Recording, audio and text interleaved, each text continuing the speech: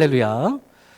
네, 지금까지 우리가 이 레위기의 5가지 제사에 대한 부분들을 우리 묵상하면서요, 그 안에서 말씀하시는 참된 예배자들의 의미를 하나씩 보고 있습니다. 그분이 부르셨다. 그렇게 하나님께서 이스라엘을, 우리들을 바로 예배자로 부르셨다라는 뜻을 담고 있는 원래 이 레위기 책 제목이죠. 그래서 우리는 이 레위기 제사의 부분들을 묵상하면서 지금까지 우리가 한 4개 앞에 살펴봤는데 여러분 어떤 느낌이 드세요? 이 구약의 제사들을 쭉 보면 저는 엄청 감사합니다. 이게 별로 감흥이 잘 안 오시네요. 왜 그러냐면요, 저는 이 피가 무섭거든요. 피가 막 튀기고 주사 맞는 것도 무서워하는데, 만약에 지금도 역시 이렇게 제사를 드렸다고 한다면 지금 여기는 다 피바다죠. 피바다입니다. 막 피도 쏟아야 되고, 막 저보고 만약에 구약의 제사장 하라고 그랬으면 막 번제단에 피 묻히러 가야 되는데 뿔에, 어휴, 진짜 감사한 것 같아요. 그냥 여기 이렇게 있는 게. 그렇게 우리는 더 이상 구약의 복잡하고 두렵고 떨리기도 한 이런 제사를 더 이상 드리지는 않고 우리는 이제 말씀과 기도와 찬양으로 지금 우리가 이렇게 자유함으로 주님께 예배드릴 수 있는 존재가 되었기 때문에 그런데요, 그 단 하나의 이유는 누구이십니까? 바로 우리 주 예수 그리스도 때문에. 그분이 우리를 위해서 대제사장, 그냥 대제사장도 아니죠. 완전한 대제사장. 옛날 제사장들은 다 인간들이라 불완전했는데, 그래서 맨날 제사를 드렸어야 됐는데, 그러나 우리 예수님께서 대제사장, 퍼펙트한 대제사장이 되어주셨기 때문에, 그리고 또 제사장만 되어주셨습니까? 완전한 제물도 스스로 되어주셨죠. 지금까지 본 모든 번제든 화목제든 우리 주님께서 실제 본인이 제물도 되어주셨기 때문에, 그래서 이 모든 제사를 완성해 주셨기 때문에, 그래서 우리는 지금 이렇게 예배드리면 되기 때문에 이 주님의 은혜에 저는 그냥 감사할 뿐입니다. 피가 안 튀겨서. 그리고 우리 하나님께서 우리 안에 보시고자 하는 예배자들의 모습이란 사실 구약의 제사나 지금 우리들의 예배나 사실은 크게 다르지가 않다 그랬습니다. 그 안에 담겨 있는 원래의 하나님의 마음은, 그 예배자로 부르심을 받은 우리들은 그러면 과연 어떻게 하나님 앞에 참된 예배자로 주께서 원하시는 기뻐 받으시는 향기로운 냄새의 예배를 드릴 수가 있을까? 또 예배자의 삶을 어떻게 살아갈 수 있을까? 라는 질문을 우리는 매번 우리 자신들에게 던져봐야 한다라고 계속 지금 살펴보고 있습니다. 오늘은 이제 마지막 5번째 제사 중에 마지막 5번째 속건제라고 하는 제사입니다. 속건이라고 하면 한자어로는 이제 속은 속죄의 속자, 그리고 건은 허물건자를 씁니다. 그래서 이제 허물을 속죄하다라는 건데, 우리가 지난 시간에 살펴봤었던 이 아직은 아니야, 이거 아직은 지금 내보내지 말고, 속죄제, 지난 시간에 봤던 속죄제라고 하는 거는 한자어로는 좀 많이 비슷하지만 이 속건제라는 것은요, 히브리 말로는 이제 아샴이라고, 이거는 그냥 허물이 아니라 영어로는 이제 trespassing 했다.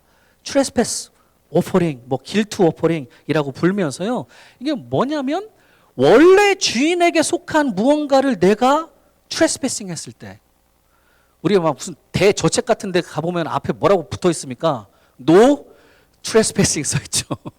이거 들어가면 어떻게 될지 몰라요. 이거 죄 짓는 거예요. 그러니까 마찬가지입니다. 뭔가 원래 주인에게 속한 무언가를 내가 침해했을 때, 또는 원래 주인에게 속한 것에 내가 피해를 입혔을 때, 그에 대해서 보상을 또 해줘야 되겠죠. 보상을 해주면서 하나님께 드리는 제사라고 그래서 영어로는 이제 repair라는 단어를 씁니다. 수리한다. 그래서 reparation offering, 고쳐주는 제사, 보상해주는 제사, 회복해주는 제사, 이렇게 일반적으로 부릅니다. 표로 정리하면 이렇게 정리해 볼 수가 있겠죠. 아샴, 보상제, 기본적으로는 보상제사입니다. 그래서 트레스패싱, 뭔가 원래 주인에게 속해져 있는 것을 내가 침해했을 때, 피해를 입혔을 때 그 부분을 반드시 reparation, 보상해준다, repay, 다시 보상해주고, restore, 회복해주는 제사라는 게 바로 저 속건제 아주 기본적인 의미입니다. 이렇기 때문에 그러면 원래 주인이 누구냐, 내가 피해를 입힌 원래 주인이 누구냐에 따라서 속건제는 크게 두 가지로 나눠서 우리 하나님께서 말씀해 주세요. 첫 번째는 뭐니 해도 만물의 주인은 누구십니까? 하나님이시죠. 그러니 하나님께 속한 성물을 또는 뭐 하나님께 속한 성소를 이제 침해하고 내가 어떤 피해를 입혔을 경우에 드리는 속건제가 있겠고, 그리고 또 한 가지는 우리 하나님께서는 다른 이웃에게 속한 것들도, 다른 사람에 속한 무언가를 내가 실제 침해하고 피해를 입혔을 경우에도 반드시 속건제를 요구하신다라는 거예요. 진정한 예배자라면 그냥 하나님과의 관계 속에서만 고쳐지고 회복되면서 끝나는 게 절대 아니죠. 그 부분에 이어서 반드시 또 지금 내가 살아가고 있는 실제 삶의 부분에서도 다른 이들과의 관계 역시도 마찬가지로 내가 잘못한 부분이 있다면 반드시 고칠 거는 고쳐 나가고 또 보상할 것은 보상해 나가면서요, 그렇게 내게 맺어주신 모든 관계들을 회복해 나가는 예배자가 되어가야 한다라는 이 궁극적인 의미를 담고 있는 이 속건제라는 겁니다. 그렇다면 오늘 이 레위기의 마지막 제사 속건제에 관한 구체적인 말씀을 통해서 우리 하나님께서는 또 지금 우리 그리스도인들이 어떻게 살아가기를, 어떤 예배자로 살아가기를 원하시는지 함께 잠깐 은혜를 나누고자 합니다. 먼저 첫 번째 경우는 하나님께 속한 성물을 내가 잘못 다루었을 때 드리는 속건제 부분이 있습니다. 이 본문 중에 5장의 부분이 바로 하나님께 대한 성물에 대한 부분이고요. 6장은 다른 사람들에게 속하는 것들을 내가 잘못 다루었을 때입니다. 먼저 5장 15절 16절을 보면요, 누구든지 여호와의 성물에 대하여 부지 중에 범죄하였으면 여호와께 속건제를 드리되 네가 지정한 가치에 따라 성소의 세겔로 몇 세겔 은에 상당한 흠없는 숫 양을 양떼 중에서 끌어다가 속건제로 드려서 성물에 대한 잘못으로 보상하되 그것에 5분의 1을 더하여 제사장에게 줄 것이요 제사장은 그 속건제의 수장으로 그를 위하여 속죄한즉 그가 사함을 받으리라. 앞서 살펴본 그대로 이 속건제라는 것은요, 원래 주인에게 속한 무언가에 내가 침해하고 피해를 입혔을 때 그 부분을 반드시 고쳐주고 또 보상해주고 회복해주는 보상제사라고 했습니다. 누가 주인이다 얘기를 해도 우리 하나님만큼 주인이신 분이 없으시겠죠. 만물의 주인이신 우리 하나님께 속한 거룩한 성물, 이 성소의 어떤 물건들에 대해서도 부지 중에 실수를 하는 경우에도 내가 직접 성물을 잘못 다루고 깨뜨리거나 부서뜨리는 어떤 범죄를 저질렀을 때 저렇게 속건제를 드리는 겁니다. 그리고 또 거기서만 머무르는 게 아니라 내가 직접 상하게 하는, 성물을 상하게 하는 것뿐만 아니라 실제 거룩하신 하나님의 말씀을 내가 잘 몰라가지고 부지 중에라도 하나님의 뜻에 어긋나게 성물을 내가 다루거나 또는 하나님께 속해 있는 예물을 내가 잘못 드리는 경우에도 저렇게 속건제라는 것을 드립니다. 이어지는 5장 17절에서 19절에 보면요, 만일 누구든지 여호와의 계명 중 하나를 부지 중에 범하여도 허물이라 벌을 당할 것이니 그는 네가 지정한 가치대로 양떼 중 흠없는 수량을 속건제물로 제사장에게로 가져갈 것이요 제사장은 그가 부지 중에 범죄한 허물을 위하여 속죄한즉 그가 사함을 받으리라. 이는 속건제니 그가 여호와 앞에 참으로 잘못을 저질렀음이니라.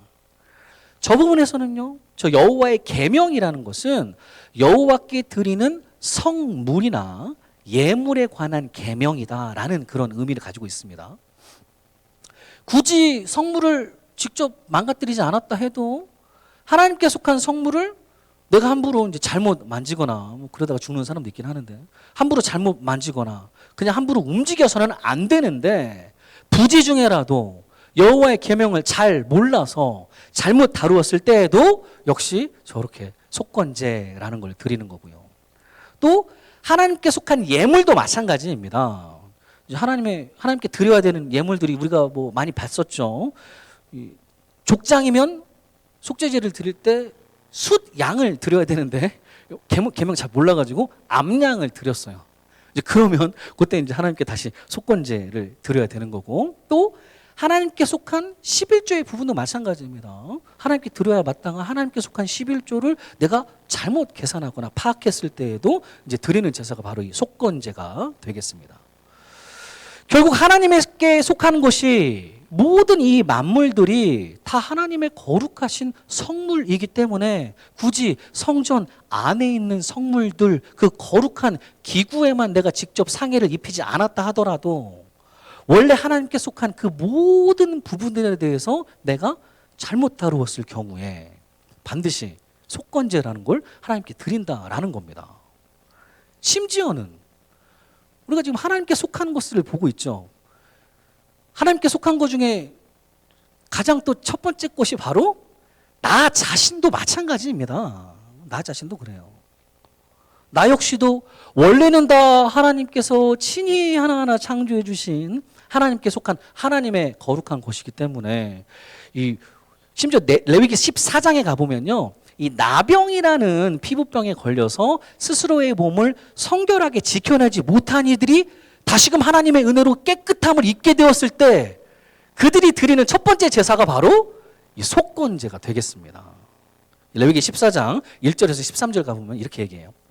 정결하게 하는 제사장은 정결함을 받을 자와 이 사람이 이제 나병에서 깨끗하게 되는 자와 그 물건들을 회막문 여호와 앞에 두고 어린 수양 한 마리를 가져다가 기름 한 롯과 아울러 속건제로 드리되 여호와 앞에 흔들어 요제로 삼고 그 어린 숫양은 거룩한 장소 곧 속죄제와 번제물 잡는 곳에서 잡을 것이며 속건제물은 속죄제물과 마찬가지로 제사장에게 돌릴지는 이는 지극히 거룩한 것이니라. 저기서 정결함을 받을 자가 바로 나병에 걸렸다가 이제 다시 낫게 된 사람 얘기예요. 이 나병이라는 질병, 히브리 말로는 짜라트라고 하는데요. 이게 막 아프다, 고통스럽다는 뜻입니다. 구약에서는 대부분 이 레위기 말씀에서 많이 등장을 하고 또 뭐 모세의 누나 미리암이 나병에 걸리는 부분, 뭐 또 나중에 나아만 장군, 아람 사람 나아만 장군도 있고 뭐 아사랴, 우시야 같은 왕도 이제 나병에 걸리는 부분이 가끔 나옵니다. 이 성경에 등장하는 이 나병이라는 것은요, 이건 불치병의 절대적인 대명사입니다. 사람은 못 고쳐요. 성경에서는. 오직 하나님만 고칠 수 있는 병을 의미하는 겁니다. 물론 지금은 이 나병, 한센병이라고 그러죠. 이게 의학적으로 어떤 주사 한 대만 맞으면 끝납니다. 주사 한 대만 맞으면 그냥 완치가 가능한 그런 질병인데요. 뭐 실제 지금도 이제 미국에서만도 한 해마다 한 200명 정도 이 병에 걸려서 이제 주사 맞고 치료를 받는데 주로 이제 조금 어두운 데 있는 좀 그렇게 깨끗하지 못한데 이제 있는 분들이 걸리시는 그런 질병이에요. 그러나 성경 당시에는 이게 불치병이죠. 아무도 못 고칩니다. 그렇게 되면서 나병 걸리신 분 한번 우리 또 어르신들 많이 보셨을지도 모르겠어요. 저도 어렸을 때 아버지 따라서 저기 소록동가 거기 선교 갔었는데 눈알이 막 빠지시고 막 얼굴 뭉개지고 코도 막 없어지시고 다 빠지죠. 뭐든 손가락도 막 빠지고 발가락도 막 다 빠지는, 그러다가 점점 뭉개지는 그런 무서운 질병이 바로 이 나병이라는 성경 당시에는 불치병입니다.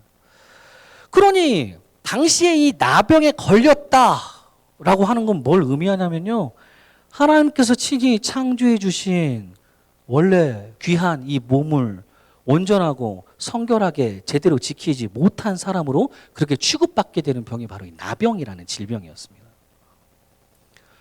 그렇지만 또 성경에는 분명히 나병이 여기처럼 치유받는 역사도 분명히 있습니다. 하나님의 은혜죠. 그냥 하나님의 전적인 은혜로 이 불치병에서 치유함을 받게 되었을 때에는 저렇게 가장 먼저 하나님 앞에 속건제라는 걸 드리면서 하나님께 속한 거룩한 성물인 나 자신을 그냥 더러운 데 있고 막 다루면서 살아왔었던 그런 나의 잘못들을 하나님 앞에 회개하면서 또 앞으로는 이 나라고 하는 하나님의 성물을 잘 지켜나가고자 이제 결단하면서 그리 다시 깨끗하게 된 나 자신을 하나님께 제일 먼저 올려드리고 있는 이전 나병 환자였지만 이제는 치유함을 받게 된 저 정결함을 받을 자라는 말씀입니다.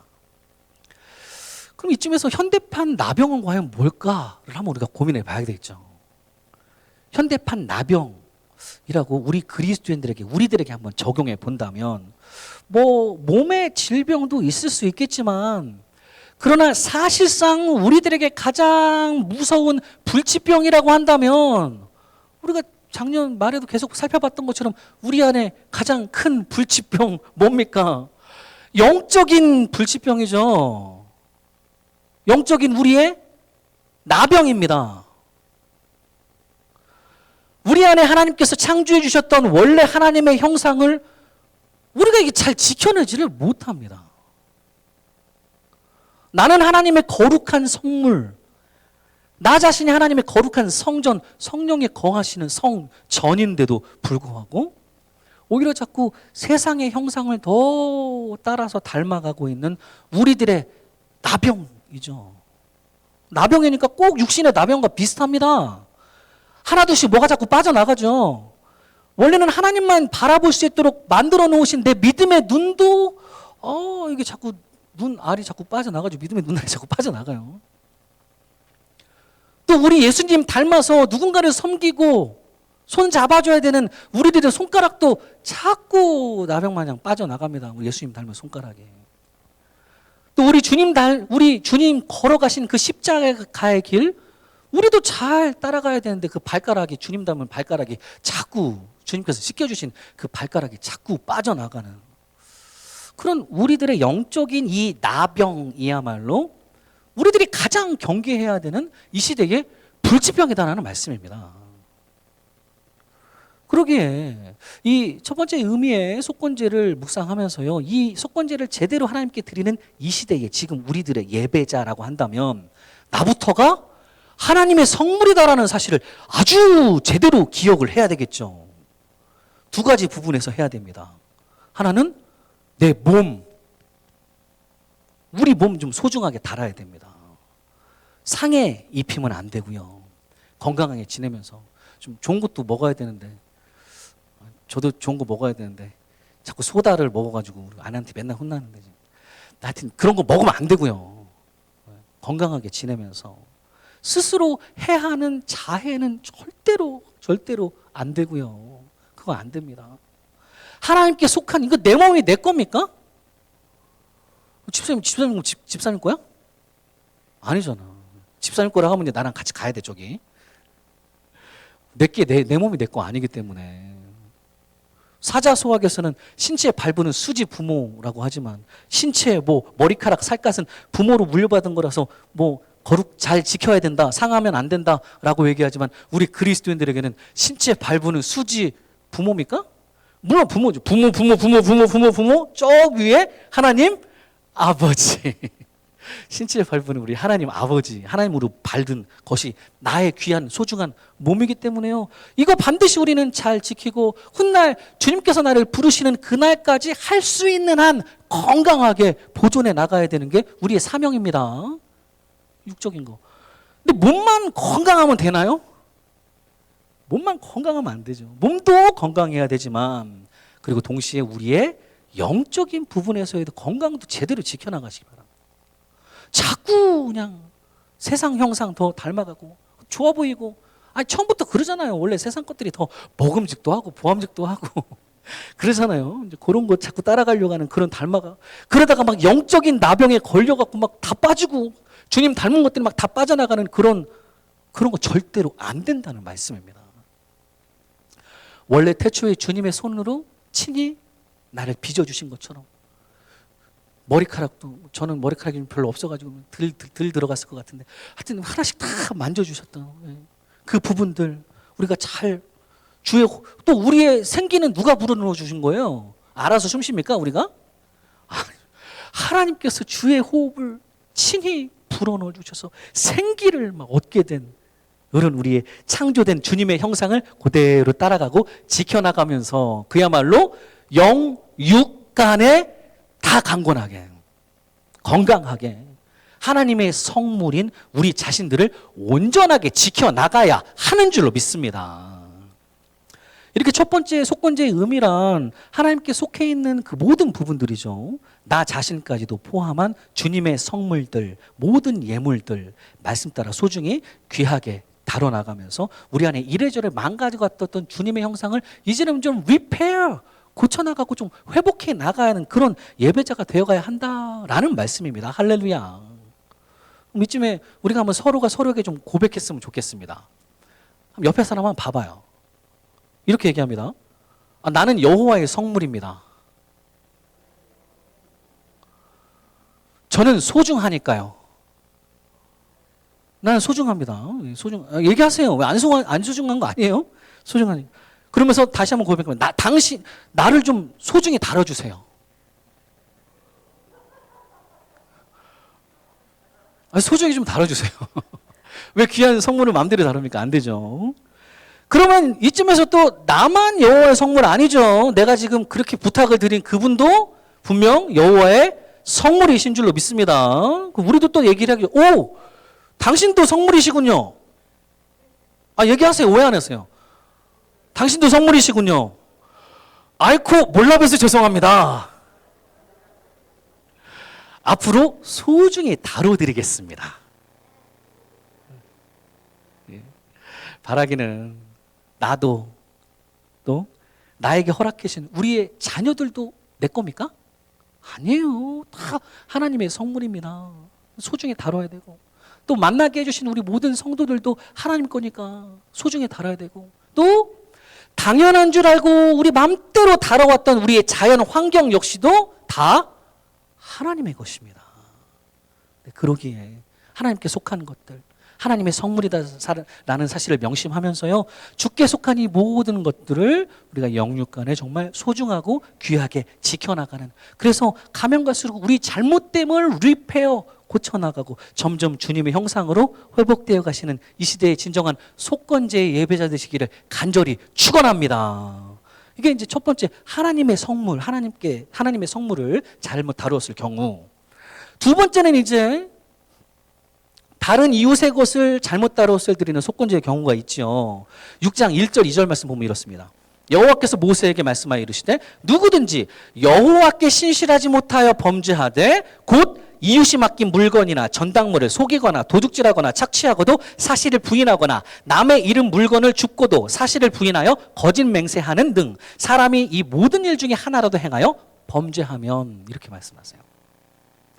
여기에서는요, 이제 다른 이웃에게 속한 그 무엇이든 내가 속이거나 도둑질하거나 착취하고도 그 사실을 부인하거나 또는 임자의 잃은 물건 그냥 주워와가지고 내 거라고, 아닌데 내 것도 아닌데 그냥 취해버리거나, 심지어는 거짓 맹세를 해서 말이라도 다른 사람에게 피해를 입혔을 경우에 하여간 다른 이웃에게 속한 뭐 어떤 재산이 됐든 물건이 됐든 그 명예가 되었든 간에 아주 작은 부분에까지도 손상을 입히는 것에 대해서 아주 분명하게 이것은 근본적으로 일단은 누구 앞에서 신실하지 못하여 범죄한 거예요? 여호와께 신실하지 못하여 범죄한 것이다 라는 사실 아주 분명하게 말씀하십니다. 우리가 첫 번째에서 살펴본 것처럼 모든 만물은 원래는 하나님의 것이기 때문에 다 다른 이웃의 것이 침해했다 하더라도 일단은 제일 먼저 이건 하나님 앞에서의 범죄다라는 사실을 우리가 제대로 인지해야 된다라는 말씀입니다. 이 실제 이 속건제를 드리는 기본 원칙에서부터도 우리가 이 부분을 잘 알 수 있는데요. 5장 15절 16절을 보면 두 가지 원칙이 이렇습니다. 누군지 성물에 대하여 부지 중에 범죄하였으면 여호와께 속건제를 드리되 네가 지정한 가치에 따라 성소의 세겔로 몇 세겔 은혜 상당한 흠없는 수장을 양떼 중에 끌어다가 속건제로 이건 하나님께 드리는 거. 그리고 두 번째는 또 성물에 대해서 그 잘못한 거에 대해서 보상하되 그것을 5분의 1을 더하여 제사장에게 줄 것이요 제사장은 그 속건제의 수장으로 그를 위하여 속죄한즉 그가 사함을 받으리라. 이거는 이제 하나님의 성물을 내가 잘못 따랐을 경우인데요. 하나는 먼저는 하나님 앞에 뭔가 회개의 제사를 드려야 되는 거죠. 그리고 이 두 번째는 이번처럼 내가 실제 잘못 다뤄서 망가뜨린 그거를 또 그대로 보상해 줘야 됩니다. 그러면서 거기에다가 플러스 5분의 1을 더 얹어서 보상해 줘야 된다는 거예요. 표로 정리해 보면 이렇습니다. 속건제 두 가지 기본 원칙입니다. 먼저는 하나님 앞에 제사, 예배, 속건 제물 드리고, 그리고 실제 내가 부서뜨린 그 무언가 거기다가 그대로만이 아니라 플러스 5분의 1을 더 보상을 해야 된다. 이 기본 원칙은 하나님의 성물뿐만 아니라 내가 다른 이웃들의 물건들을 손상 입혔을 경우에도 아주 똑같이 그대로 적용되는 원칙입니다. 6장 5절에서 7절을 보면요. 그 거짓 맹세한 모든 물건을 돌려보내되 곧 그 본래 물건의 5분의 1을 더하여 돌려보낼 것이니 그 죄가 드러나는 날에 그 임자에게 줄 것이요 그는 또 그 속건 제물을 여호와께 가져갈지니 곧 네가 지정한 가치대로 양떼 중 흠없는 수장을 속건 제물을 위하여 제사장에게로 끌고 갈 것이요 제사장은 여호와 앞에서 그를 위하여 속죄한즉 그는 무슨 허물이든지 사함을 받으리라.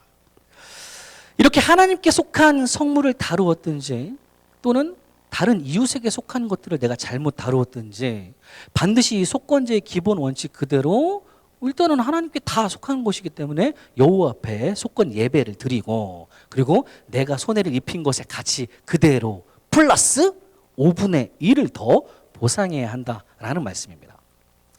지금까지 우리가 몇 주에 걸쳐서 살펴봤었던 번제, 소제, 화목제, 속죄제 이런 제사들을 드릴 때는 우리가 짓는 죄라는 게 원죄나 원래 우리가 가지고 있던 죄, 또 하나님의 말씀을 지키지 못하면서 살아가는 하나님 앞에서의 범죄들이 그거에 관한 제사들이 바로 이 부분이었죠.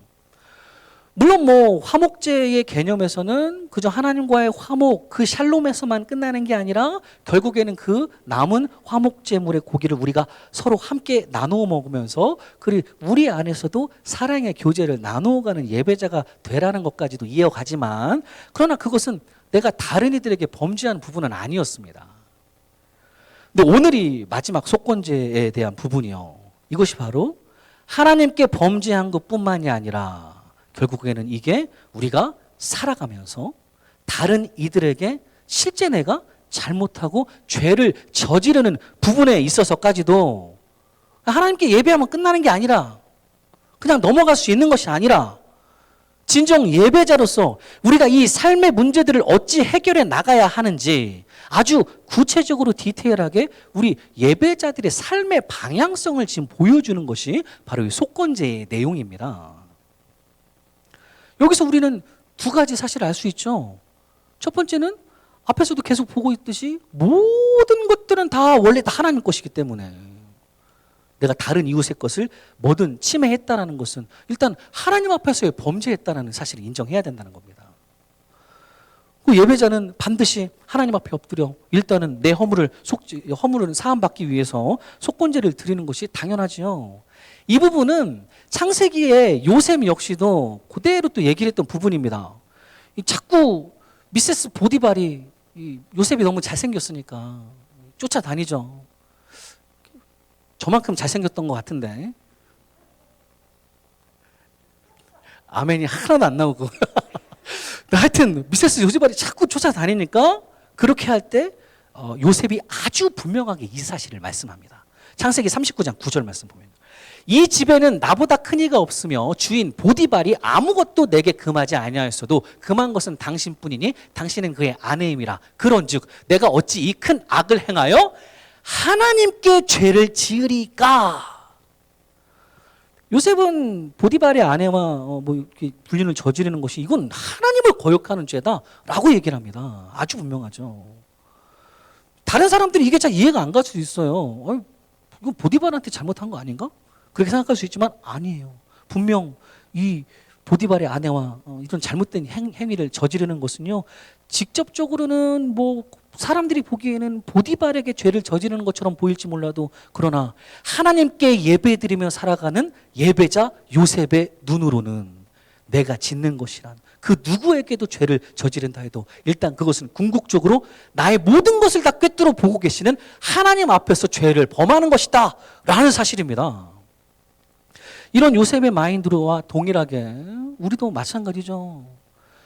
연약한지라 부지 중에라도 우리 다른 누군가에게 막 피해를 입히고 속이고 잘못을 범할 때 진정한 예배자는 일단 먼저 하나님 앞에 엎드려야 됩니다. 하나님 거 내가 또 잘못했으니까 하나님께 엎드려 내 허물을 회개하고 예수 그리스도 십자가 붙잡으면서 또 예배자로 나아가야 하는 줄로 믿습니다. 이게 첫 번째. 그렇다고 또 우리가 하나님 앞에서만 잘못했습니다. 하나님 용서해 주세요. 끝? 이거 아닙니다. 성경에서 말씀하시는 건. 진정한 속건제를 드리는 예배자가 될 수가 없지요. 속건제의 두 가지 기본 원칙 다시 보면, 먼저는 하나님 앞에, 그리고 실제 내가 피해를 입힌 그 사람에게도 그대로 갚아줘야 됩니다. 거기다가 플러스 5분의 1을 더 갚아주는 거죠. 그냥 내가 잘못한 거 딱 그 정도만, 딱 그만큼만 갚아주고 마는 것이 아니라, 이건 내가 잘못한 거니까 거기다가 플러스 5분의 1을 더해서, 이 말씀은 바꾸며 얘기하면 그 이상의 것으로 더 철저하게 용서를 비우고 더 많이 갚아주어라 라는 말씀입니다. 바꿔 얘기하면 또 우리의 신앙과 또 우리의 삶이 따로따로 따로국밥처럼 놀지 말고 좀 같이 가라, 같이 일치해라 라는 말씀이세요. 구약의 이 속건제의 원칙을 신약에서 아주 비슷한 얘기를 한 사람이 하나 나오는데요. 바로 예수님을 바라보려고 뽕나무 이렇게 올라갔었던 세리, 삭개오라고 하는 인물에게서 우리는 잘 찾아볼 수가 있습니다. 세리는 참 나쁜 짓 많이 한 사람이죠. 실제로 그렇습니다. 삭개오도 남의 속이고 텍스 막 속여가지고 자기가 이제 이득을 취하고 너 이만큼 내야 돼 하고 나머지 좀 이렇게 빼먹고 뭐 이런, 남 속이고 등쳐먹고 나쁜 일 참 많이 저질렀던 그 삭개오라는 인물이 근데 오늘 예수님을 만났습니다. 예수님께서 삭개오에게 해주신 첫 마디가 뭐예요? 삭개오야, 언제 봤다고? 내 이름을 다 알아주시고 삭개오야, 이름만 불러주고 끝납니까? 내가 오늘 네 집에 유하겠다, 거하겠다. 아니 지금까지 나는 사람 취급도 못 받고 있는 세리인데, 아니 우리 예수님이 내 이름도 알아주시고 오늘 우리 집에 유하겠다라고 말씀해 주시는 은혜의 말씀을 듣고서는 뽕나무에서 삭개오가 막 그 조그마한 키로 막 급히 즐거워하면서 내려와 갖고 주님을 영접하면서 하는 얘기가 바로 이제 누가복음 19장 8절 말씀입니다. 삭개오가 서서 주께 여짜오되 주여 보시옵소서, 내 수의 절반을 가난한 자들에게 주겠사오며 만일 누구의 것을 속여 빼앗은 일이 있으면 네 갑절이나 갚겠나이다, 이렇게 얘기를 합니다. 구약의 속건제보다 훨씬 더 많이 지금 페이백 한다는 얘기예요. 삭개오는 4배, 그보다 훨씬 더 이상의 것으로 지금 내가 잘못했던 이들에게 다 갚아주겠습니다, 보상하겠습니다 라고 우리 예수님께 고백을 하고 있는 겁니다. 그만큼 누구에게 잘못했다면 그저 내가 저지른 잘못에 딱 그 정도만 용서를 빌고 갚아주로 그렇게 끝나는 것이 아니라는 겁니다. 성경에서 말씀하시는 진짜 보상이라는 것은, 정령 속건제라는 것은 그보다 더 큰 이상의 것으로 갚아주어라. 그리 신앙인이라면, 신앙과 삶이 똑바로 일치하게 걸어가는 예배자라면 다른 이에게 저지른 너의 잘못에 대해서 더 철저하게 용서를 빌고 더 철저하게 그 이상의 것으로 갚아주어라는 말씀입니다. 삭개오가 저렇게 말하자 그 다음에 우리 예수님께서 뭐라고 또 말씀해 주시는지 아세요? 그 말씀이 바로 오늘 구원이 이 집에 이르렀다, 이 사람도 아브라함의 자손이다, 이런 놀라운 은혜의 말씀으로 이어지게 되는 사건이 바로 저 사건입니다. 한 가지 예화를 잠깐 들고 마치도록 하겠습니다. 예화 잘 안 드는데 영화 하나 나누려고 그래요. 옛날에 그 전도연이라는 여배우가 나오는 밀양이라고 하는 영화가 있었습니다. 뭐 보신 분도 좀 덜어 있으실 텐데요. 이 전도연이라는 이 여배우가 이제 살해당한 아이의 엄마로 나와요. 학원 원장인가? 나쁜, 욕할 뻔했는데 나쁜 놈 새끼, 뭐 하여튼 나쁜, 아주 살해를 당했어요. 자기 아이가 살해당했으니까 이 엄마 어떻게 살아요? 뭐 상상도 못하죠. 우리 상상도 정말 안 되는, 진짜 너무나 못 죽어서 그냥 사는, 하루하루 정말 살아가는 이 엄마가요, 간신히 그 밀양이라는 시골 교회에서 어떻게 또 신앙으로 또 이거 극복해 보겠다고 막 가슴 치면서 막 신앙으로 살아가다가 결국 이 살인범을 내가 한번 또 용서해 보겠다고 이 살인범 교도소까지 찾아갑니다. 그래서 내가 너를 용서한다 라고 살인범한테 얘기를 해요. 근데 이 마귀 같은 이 살인놈 새끼가 한다는 얘기가 내가 감옥에서 예수를 알게 되었고 그래서 나는 하나님께 이미 용서를 받았으니까 당신의 용서 따위는 나 별로 개의치 않는다. 뭐 신경 쓰지 않는다. 아니, 뭐 요따구로 얘기를 하는 겁니다. 결국에는 이 엄마가 이런 말 같지도 않은 소리를 듣고서는 막 발악하는 장면으로 이제 영화가 이어지게 되는데요. 지금 이 살인범의 논리란 이게 제대로 된 신앙인입니까?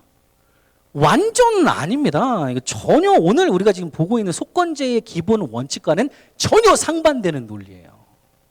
우리 하나님의 말씀은 전혀 그렇게 얘기하지 않습니다. 지금은 이제 구원파라고 하는 애들이 비슷하게 얘기를 이런 이단들이 얘기하는 건데 걔네들은 뭐 하나님께 내가 구원 받았으니까 나 아무렇게나 대충 살아도 되는 거죠. 그러니까 뭐 남의 등쳐먹고 속여도 되는 비슷한 논리 같아요.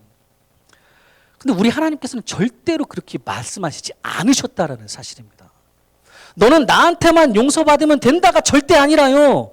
너가 혹 연약한지라 누군가에게 잘못을 저질렀다면 내 앞에서도 당연히 회개를 해야 되는 거고 동시에 반드시 실제 네가 죄를 저지른 그 당사자에게도 가서 그저 단지 네 죄에 버금가는 딱 그 정도만 용서를 빌고 갚아주는 것이 아니라 그 이상의 것으로 철저하게 용서를 빌고 더 많은 것으로 갚아주어라. 그리 신앙과 삶이 좀 일치하게 살아가라 라는 말씀이 바로 성경의 말씀이십니다.